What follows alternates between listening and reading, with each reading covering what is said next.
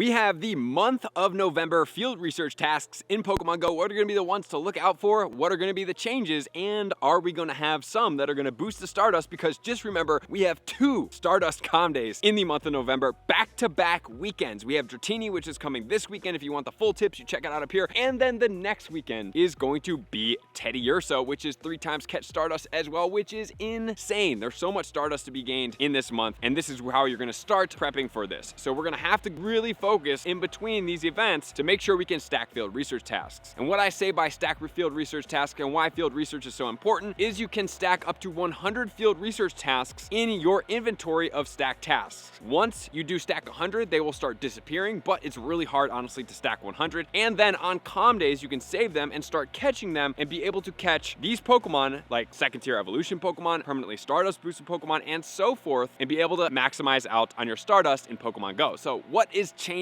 in the month of November? Let's check out all the tasks, and then we will get into the research for the 7-day streak, and it is a second tier evolution Pokemon, which you can also save for Saturday. We have catch 5 Pokemon, which can be either a Growlithe, a Leddyba, both of them have shinies, or a Joltik. Joltik does not have shiny. Excited to see when Joltik shiny does come out. 533, 312, or 438 on the Joltik. Catch 7 Pokemon is going to be a Magikarp encounter. There is a shiny here, 117 for the 100% IV, and Magikarp does go into Gyarados, and it is a 400 candy per evolve, so trading this Pokemon for the Exo Candy, great Pokemon. It also boosts water and dark type, so that's a great mega to have a mega level 3 of to get that dual type boost. And then next, we have catch a dragon type Pokemon, can be either a Dratini or a Bagon. Both of them do have Calm Days, both of them do have shinies. Obviously, Dratini is coming here soon. 430 for the Dratini or 495 for the Bagon. Both of these Pokemon actually are going to be great Shadow Dragon attackers. Some of the top most strong dragon attackers in the game right now, and they're definitely Pokemon that you want to add to your repertoire. And we will talk about this in tonight's video when I do talk about the Dratini research of Draco Meteor. How good is it on Dragonite, and what are we going to do with it? And then we have catch 3 grass type for a Weeping Bell encounter, no shiny, 690, 100% IV. This is a task, a second tier evolution. Anytime I tell you guys to stack this task, if you ever see these tasks, what you want to do is encounter the field research, give it a golden raspberry. You don't have to give it a berry, but the golden raspberry helps make sure that you catch it easier on Calm Day to be the most efficient, and that's what I want you guys to be. Give it a golden raspberry, you run from it, and then it will stack in the top of your field research. The furthest one away will be at the front, and then every time you stack one more recently, it will go all the way to the back, and the most recent one that you stack will be the furthest in the back. So this is one of those tasks. And then we have catch 5 Pokemon with Weather Boost, which is going to give you either a Vulpix, a Hippopotas, a Snover, or a Poliwag. 378 for the Vulpix, 355 for the Poliwag, 582 for the Hippopotas, and 497 for the Snover. And just remember, guys, that Snover goes into Mega Abomasnow, another great Pokemon because it is going to boost grass as well as ice types. So dual types are always my favorite Mega level 3 because you can multi-function these Pokemon. And then we have use 5 Pineapple Berries to help catch Pokemon. This is one of my favorite tasks that we are going to have here because you cannot lose with either of these. You have either a Kakuna, 185, 100% IV, which also goes into Beedrill, which is going to be another dual typing that you can use as a Mega level 3, which I absolutely love. And then also a Combee. And Combee, yes, it's not an evolved Pokemon, but it is one of those Pokemon that is permanently Stardust boosted. 212 is that one. Does have a shiny, and if you can get a female, that is the way to evolve it into Vespiquen. So this task looks really good for me and one of my favorites in here. And then we have make 5 nice throws for a Dunsparce encounter. 724 does have a shiny. And then we have make 3 great throws for a Snubbull, a Laleep, or an Anorith. And the 100% IVs are as follows: 530, 553, or 655. And then we have make 3 great throws in a row, which is going to be an Onix. 472 is the Hundo, does have a shiny, and Mega Steelix boosts ground and steel type, another great Mega level 3 Pokemon. And then we have make 5 great curveball throws in a row, which is going to be a Spinda encounter. 523 for this one, and it does have a shiny, and the pattern is number 5 right now. And then we have make 5 great throws, which is going to be a Corphish encounter. 527. It doesn't say that it has a shiny, but it does have a shiny. I have the shiny. The shiny was released in the Sevilla, Spain Safari Zone. So this one, great one for everybody out there that may not have a shiny Corphish, and Corphish is not an abundant spawn anywhere ever, I don't think. Let me know if you guys have that experience, and great one to go after. Make 3 excellent throws in a row is going to be a Gible encounter. 477. It also has a shiny and does have a future Mega. This one is great for XL Candy. The Mega is going to be super strong dragon, very strong in the ground, and it has 2 extremely good ground and dragon moves. So this Pokemon is an absolute monster, and it's going to be a dual type typed Mega level 3 that I am going to recommend as well. So this Pokemon is insanely good. Gible is always a win. And then we have Battle in the Go Battle League, which can give you either a Vulpix in the regular form, Kanto version, or the Alolan form. 378 is going to be the 100% IV, and they both have shinies. And then defeat 2 Team Go Rocket Grunts is going to be a Hisuian Voltorb. I would just personally skip this one, but if you don't, 432. Win a raid is going to be a Darumaka encounter. 618 does have a shiny. I mean, if you're going to do a raid, you might as well do it, but if not, why? Win a 3-star raid or higher is going to be either an Omanite or a Kabuto. Both have shinies. 662 for the Omanite, 587 for the Kabuto. And then the win 5 raids task for the Aerodactyl. 1193 is going to be the 100% IV. It does have a shiny, and it is a great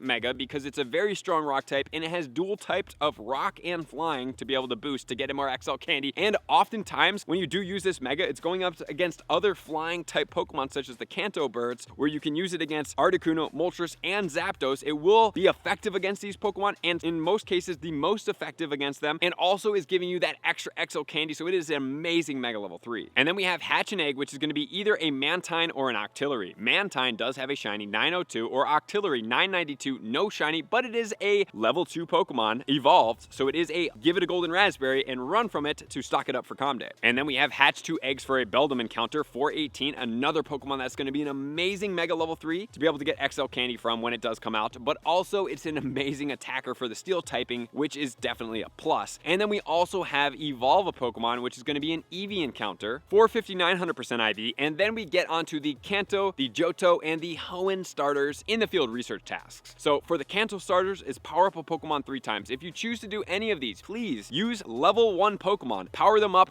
4 to the max amount, maximum 4, because after 4 it goes 200, 200, 200, and then it will go to 400, 400, 400. You can just do 800 Stardust, and you can then transfer that Pokemon away. If it's a lucky level 1, then you get even more. Like, that's really good. So the first ones are going to be Kanto. If you want the 100% IVs, just pause the video right here. Great Megas, but they are going to be replaced at some point. The Power Up Pokemon 5 times I would probably skip over because it's just Johto Pokemon, but the Power Up Pokemon 7 times, not my favorite because of how much Stardust it will cost, but if they are level 1, it's only going to be 1400 Stardust, which is really not that much. But at the same time, I obviously keep your guys' Stardust as my highest interest in this game. But these Pokemon are going to have future Megas, and if you guys do want to check the video up here and see what happened as far as the discovery of some of these Megas in the game code, who knows when they're going to be coming out. They could be an asset to us very soon, and all of them, potentially, I also covered that in that video, may be taking over for the Kanto starters in every category. Earn 5 hearts with your buddy is going to be a Goldeen, 493, does have a shiny. Earn 2 candies exploring can either be a Bunnelby or a Dedenne. Earn 3 hearts walking your buddy is going to be a Stunfisk, 926, but the Stunfisk in the regular form is not the most important, but it does work for candy and XL candy. And then we have send 3 gifts to friends again, which is going to be a Magikarp encounter, 117, 100% IV and shiny. And then we have trade a Pokemon, which is going to be a Kadabra encounter, 882. This one does go into Mega Alakazam, so Mega Alakazam, if you guys do want to check out that video, best of the best, man, that Pokemon does have some hidden gems as far as its attacker, its ability to be an attacker, but also this is a level 2 evolution, so that means it is a guaranteed higher Stardust, and it is going to be great for these Com Days, so give it a golden raspberry and run from it. Spin 3 Pokestops or Gyms is going to be a Sudowoodo encounter with 920 as the 100% IV and a shiny. Spin 5 Pokestops or Gyms is going to be a Ralts encounter, 231 is going to be the 100% IV. This one does go into Mega Gallade and Mega Gardevoir. Both of them are dual typings, Psychic and Fighting type for the Gallade, Psychic and Fairy type for the Gardevoir. They are obviously not out yet, but they are going to make great Pokemon for Mega level 3s, and also Mega Gardevoir will be a very strong Fairy type attacker. Then we have take a snapshot of a wild Pokemon, can be either a Hoppip, a Yanma, or a Murkrow. All of them do have shinies. And then finally we have take 5 snapshots of a wild Pokemon is going to be a Trapinch encounter, 546 is going to be the 100% IV, and it does have a shiny. And the snapshots are very easy because you can just literally take a picture and then click the delete button, take, delete, take, delete, take, delete, and on to the next. So that's going to be all the field research, guys. Please, anyone that I did highlight, please go after. Make sure to focus on all of those second evolution Pokemon, and also that specific task that is going to be use 5 Pineapple Berries to help catch Pokemon, because that is going to give you either a Kakuna or a Combee. Combee is going to be the preferable one because it actually gives the most Stardust here. And then the research breakthrough is going to go all the way until December 1st at 1 p.m. PDT, and that's going to be a Starmie encounter. Starmie is a second tier evolution Pokemon, so what you can do is you can encounter the Starmie, and then what you can do is run from it, and every day you can keep claiming research tasks, and you can save save that one up until day 7 again, where then you would have to encounter another Starmie. I believe this is how it should work. In the background, it still keeps track, and then you should be able to catch this one on this Comm day, which is going to be Dratini, and then the next day on Teddiursa Comm day. Any 100% IV is going to be 1107, and this Pokemon is pretty much just garbage, unfortunately. I think it's a really cool Pokemon. I'm sorry to Misty for this Pokemon Go debut of your Pokemon. However, in the Great League, it's in the rank 700s, and in the Ultra League, it's in the 500s in XL, so unfortunately, it doesn't really stack up. But that's going to do it for the field research. Get out there, do not wait, capitalize, and have fun. Appreciate you guys being here as always. To all my likers, comment, subscribers, Patreon members, everybody take their support, subscription, invitation to the next level, and see you guys out on the next video. Peace.